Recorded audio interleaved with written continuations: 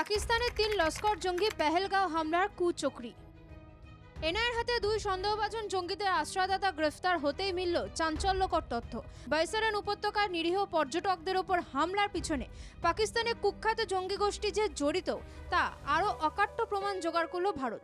বিশ্বমঞ্চে ইতিমধ্যে ভারত প্রমাণ দিয়েছে সীমান্ত পারের সন্ত্রাসবাদীরা প্রাণঘাতী আক্রমণের নাটের গুরু। বিশ্বে একের পর এক রাষ্ট্রে গিয়ে জনমত তৈরি প্রয়াস নেয় দিল্লি। সন্ত্রাসে মদত দিতে গিয়ে কার্যত কোণঠাসা ইসলামাবাদ। এবার এনআইএর হাতে সন্ত্রাসবাদীদের আশ্রয়দাতা 2 জন গ্রেফতার হতেই বড় প্রমাণ হাতে এলো ভারতের। কেন্দ্রীয় তদন্তকারী সংস্থার তরফে দেওয়া তথ্যে আরও জানা গিয়েছে, জঙ্গিদের আশ্রয় দেওয়ার গুরুতর অভিযোগ পারভেজ আহমেদ জোঠরের বিরুদ্ধে। থাকা খাওয়ার ব্যবস্থা করে অভিযুক্ত বশির আহমেদ জেঠার।